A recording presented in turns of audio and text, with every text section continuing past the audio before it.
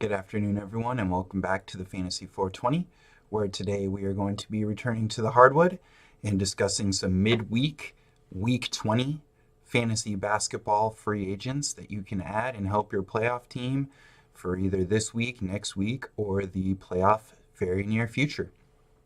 Once again, as these previous videos, the caveat being these players are less than 50% owned in Yahoo basketball leagues. The first name I'm going to start out with today is Dwight Powell, center for the Dallas Mavericks. He is 34% owned. He's coming off back-to-back 37-minute games, one of which he had 24 points, 8 rebounds, and 51.6 fantasy points in fantasy point leagues. So I just really like his situation going forward. He is a young player who's going to be fed minutes on a developing team.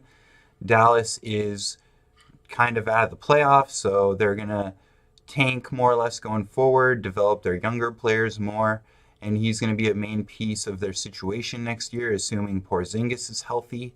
So they're just going to want to give him as much minutes, as much playing time and experience as possible.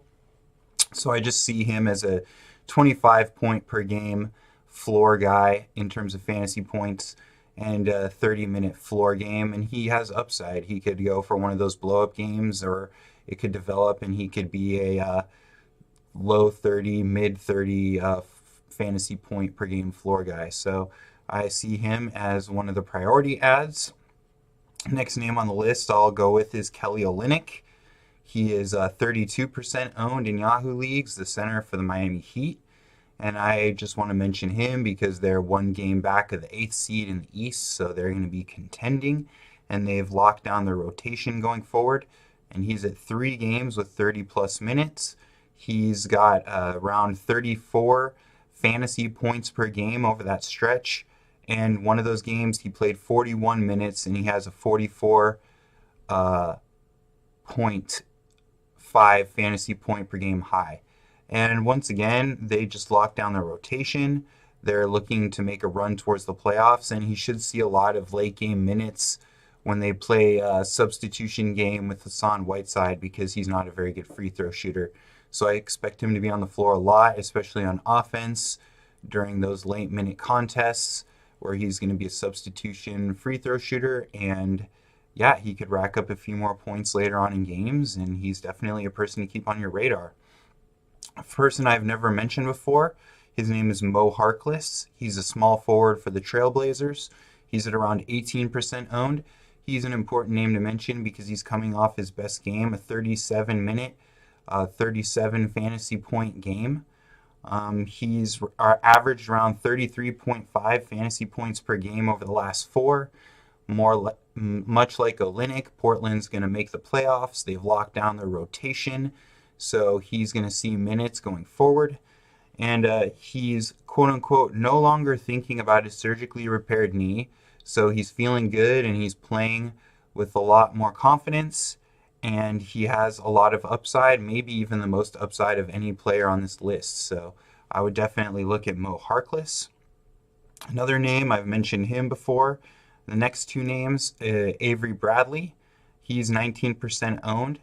Shooting guard for the Grizzlies, and since being traded to Memphis, the Grizzlies are most importantly in their mind 2-5. They are out of the playoffs. They are the 6th draft pick projected in terms of win-loss right now.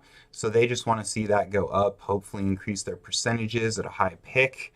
So if they're losing and he's playing games, the coach is selling it like he's a defensive player who fits in their rotation for next year. So they're just going to play him, and he's going to see around 30 minutes a night, around 20. I don't like it with Powell. He's going to get you 25 point per game floor.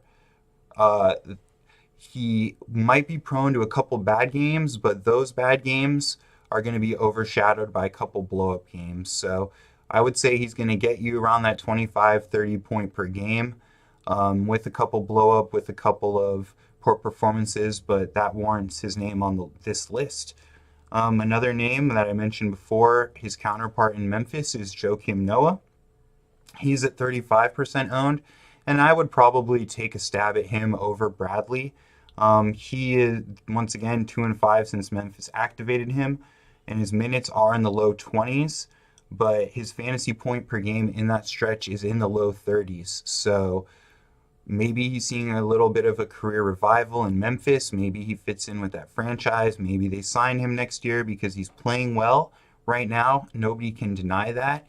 Maybe with his past history, the minutes being so low, you don't want to bet on that, but there is room for upside on this list. If he gets fed more minutes, you might even get yourself, a 40-point fantasy point per game player if he really just keeps utilizing those minutes well. So he's definitely a name to look at on this list. And the final name I have to mention is Reggie Bullock. He's around 20% owned, and he was traded to the Lakers at the deadline, so he plays the shooting guard small forward role. And since going to LA, he has not seen less than 30 minutes per game. He just had his highest minute game in around 37 minutes last game. He's their on-ball perimeter defender, and he's going to play as much as possible as LA tries to make their last gasp run with LeBron to make the playoffs down the stretch. So he's an upside shooter. If he finds his role with LeBron, navigates himself, maybe he could be a low 30s, mid 30s, or even above that type of player if he starts playing really well down the playoff stretch.